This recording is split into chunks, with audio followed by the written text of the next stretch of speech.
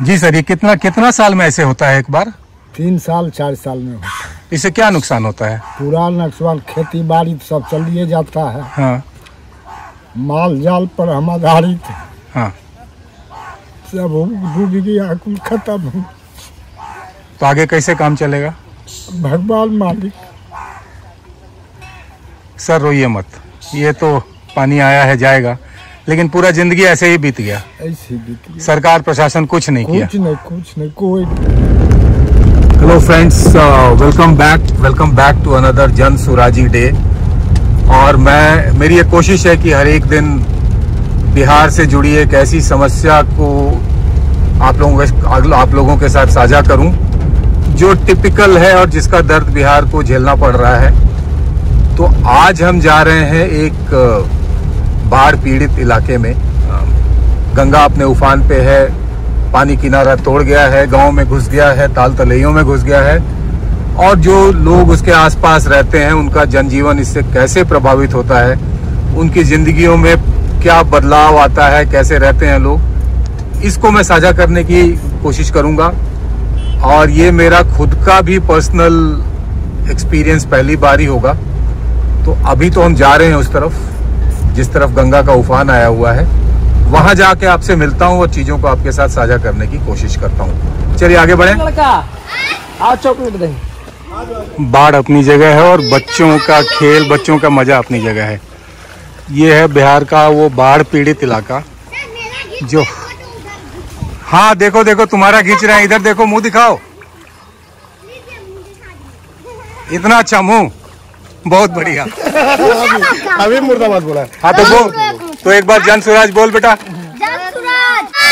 ये तो खाली प्रैक्टिस हो गया, अब असली वाला बोलो। हाँ, जनता का सुंदर राज, वही बतिया।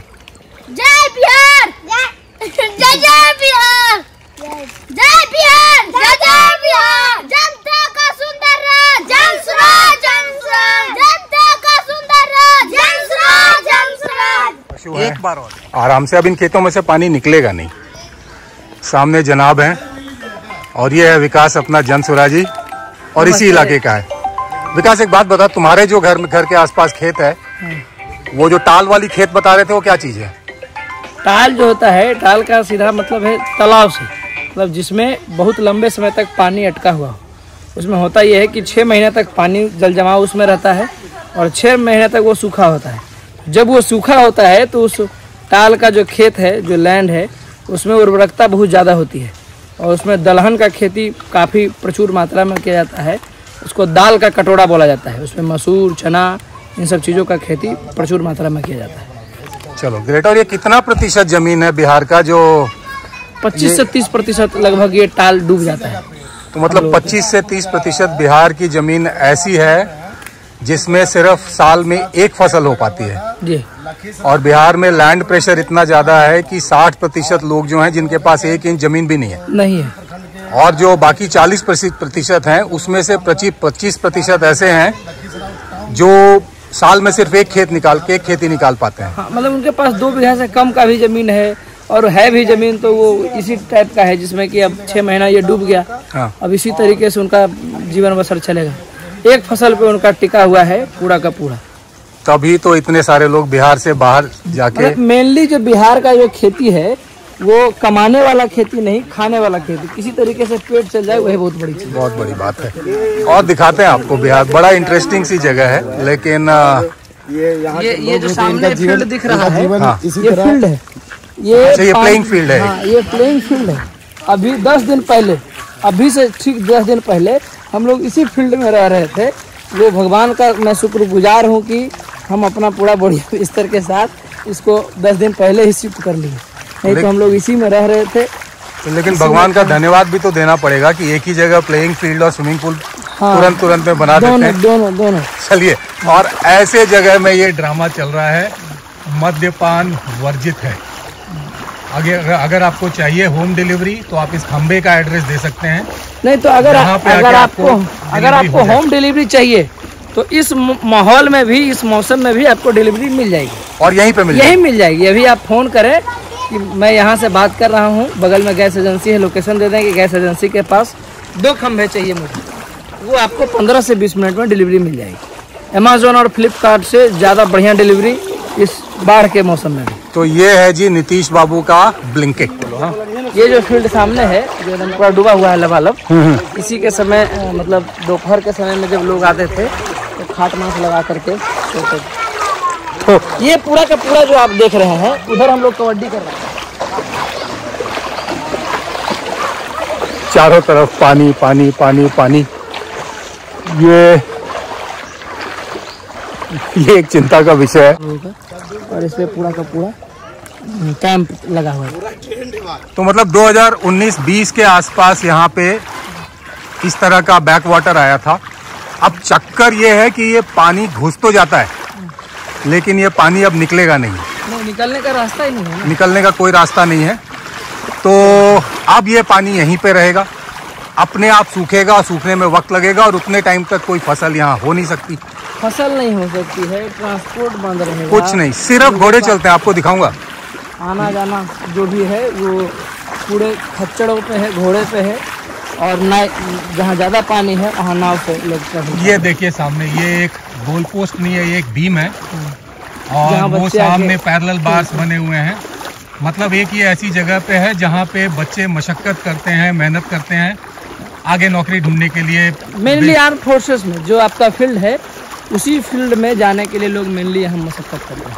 तो बस ये वाली हालत है। तो बिहारियों जो बाहर बैठ के वीडियो देख रहे हो और लाइक और हम सब कर रहे हो और ये मद्यपान वर्जित है का बकवास सुन रहे हो, तो आ जाओ बिहार यार, थोड़ा टाइम गुजारो, सिर्फ बोल बाल के नहीं होगा। आइए ना हमारा बिहार में, देखिए कितना पानी। आइए हमारे बिहार। बिहार का लखीसराय का इलाका और ये जो पानी आप देख रहे हैं ये गंगा का है और इसका चक्कर ऐसा है कि ये पानी अलग अलग स्टेट से, नेपाल से आके फरक्का बराज खुलने के बाद ये समंदर में जाता है और जब तक फरक्का बराज नहीं खुलेगा तब तक ये पानी ऐसे ही यहाँ भरा रहेगा और लोगों की जिंदगियाँ ऐसे ही चलती रहेंगी। लेकिन मेरे को परेशान तो दिख रहे हैं, नाखुश कोई नहीं दिख रहा है। अपनी ज़िंदगी का ताना बाना इन्होंने इसके चारों तरफ ही बुन रखा है, which is actually good thing, क्योंकि दुखी रह के कर भी क्या लेंगे। बट कोई ना कोई रास्ता तो होगा ना बॉस, कि इतना सारा पानी आ रहा है, इतने सारे खेत को डुबा रहा है और आपके पास इसके निकासी या इस्तेमाल की कोई तरीका नहीं है।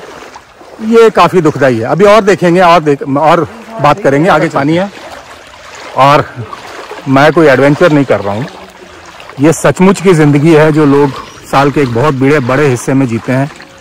बाढ़ और पानी का जमाव बिहार की एक बहुत बड़ी समस्या है और इस गरीब से राज्य के समस्याओं को और बढ़ाती है।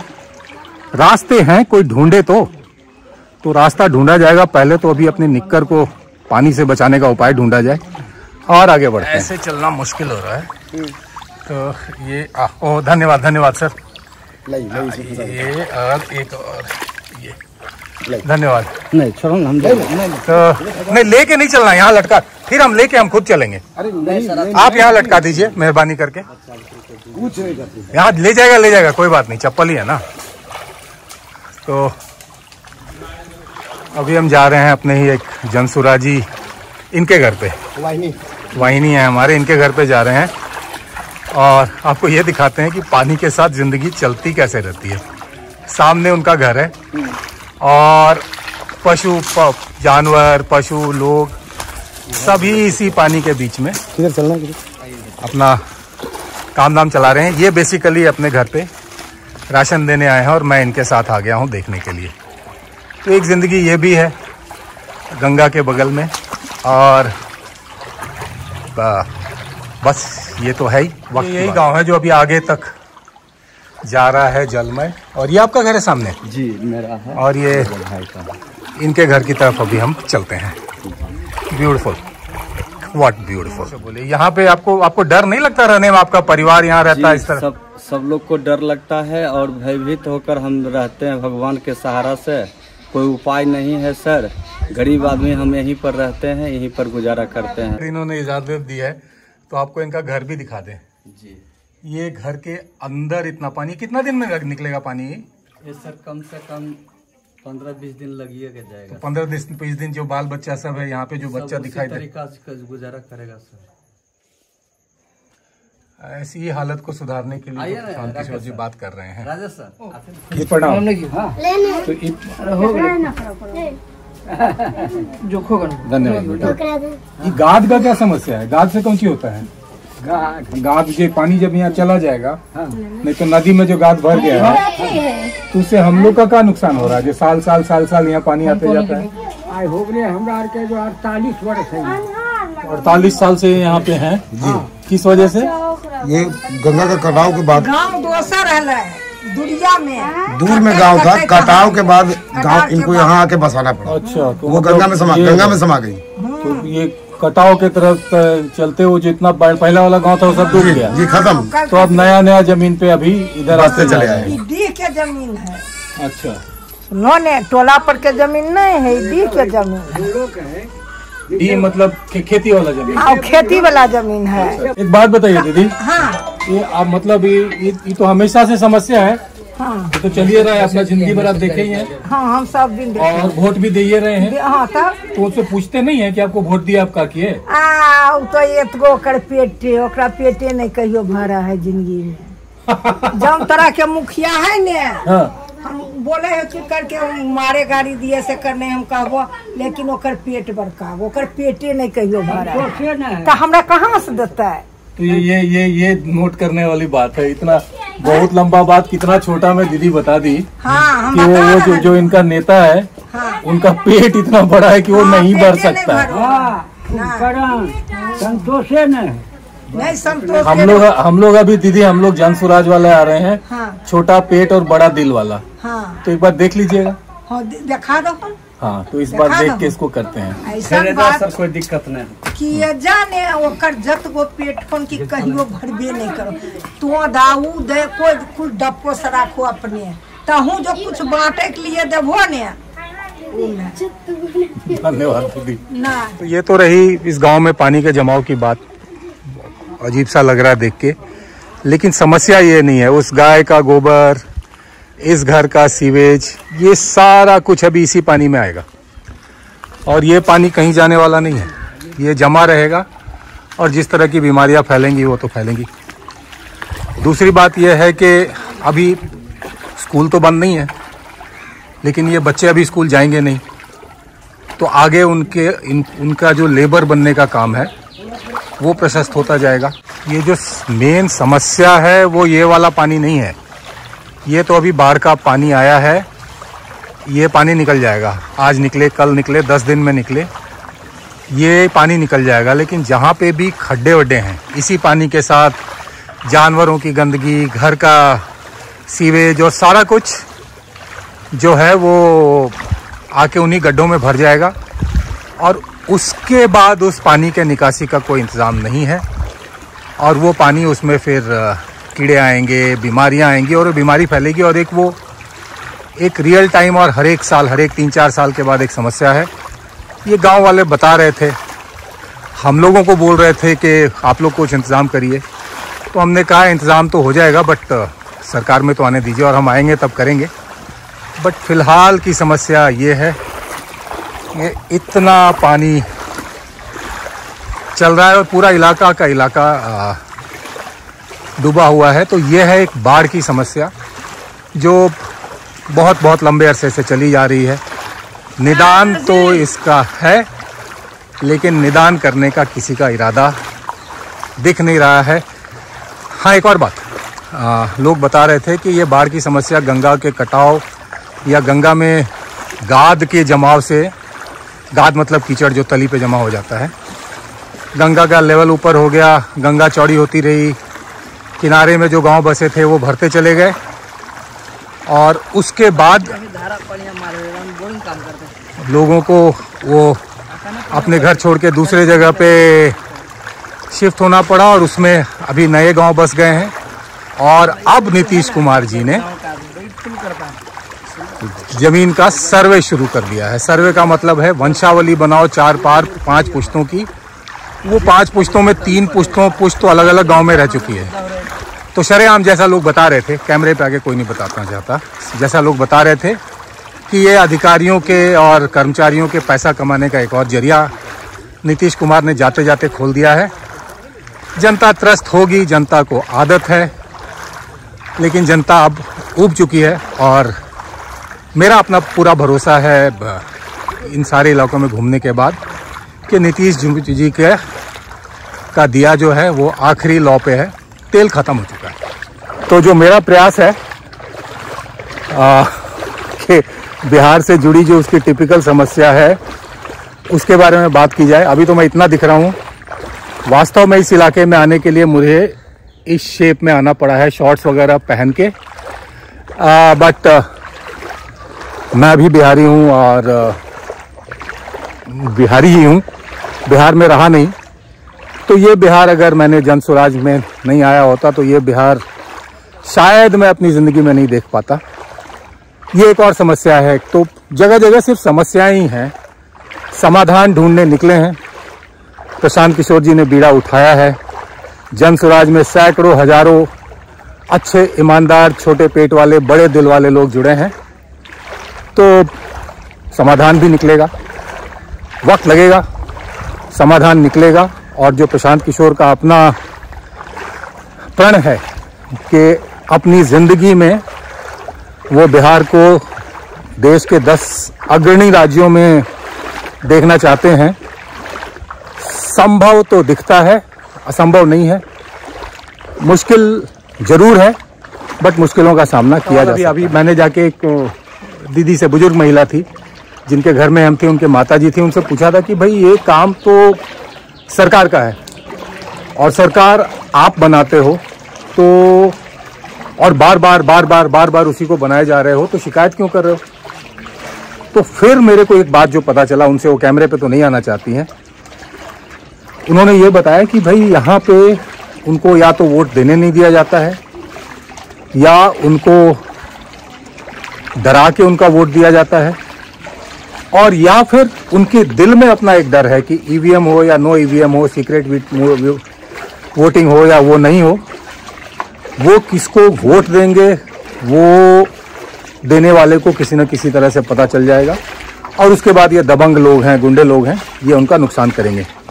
अब सच्चाई क्या है ये मैं नहीं जानता हूँ, लेकिन उनका जो डर है वो रियल है। ये सर हैं जो पानी के बीच में अपना चौकी वगैरह लगा के इनके जानवर पशु में डूबे हुए हैं और इनकी जिंदगी चली जा रही है।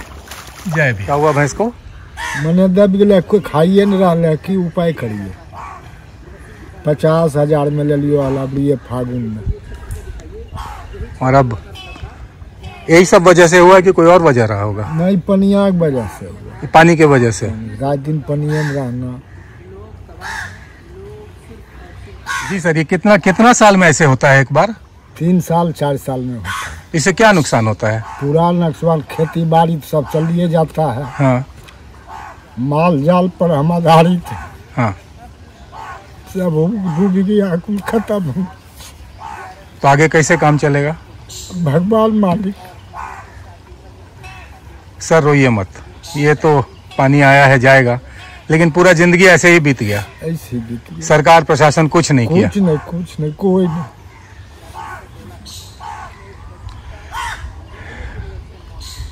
सर दुख तो होता है, काश हम आपकी मदद कर पाते, करेंगे, कोशिश करेंगे मदद करने का। वो थे बुजुर्ग जिनसे मेरी बात चल रही थी, उनका दुख आप देख चुके होंगे। ऐसे वक्त में जब सरकार का कोई ना कोई तंत्र, कोई ना कोई प्रतिनिधि यहाँ होना चाहिए था, यहाँ कोई भी नहीं है। और इनको सबसे बड़ी बात है कि इनको ये इस बात की आशा भी नहीं है कि कोई इनकी बात सुनने को आएगा भी। इनको इनके दिल में ये बात घर कर चुकी है कि इनकी ज़िंदगी ऐसे ही चलते रहेगी और ऐसे ही चलते चलते एक दिन इसका अंत हो जाएगा। तो दर्द तो होता है बॉस, कोशिश करेंगे। आप भी जुड़िए, जुड़ते क्यों नहीं आप लोग? ये बारिश अभी थमी नहीं है तो लोगों की ज़िंदगी और थोड़ी मुश्किल होती ही दिख रही है। ये रही इस गांव की कहानी। अभी हम एक और जगह चलते हैं जिसको कहते हैं टाल एरिया, पर वो सब अगले वीडियो में। तो मिलते हैं। जय बिहार, जय हिंद, वंदे मातरम।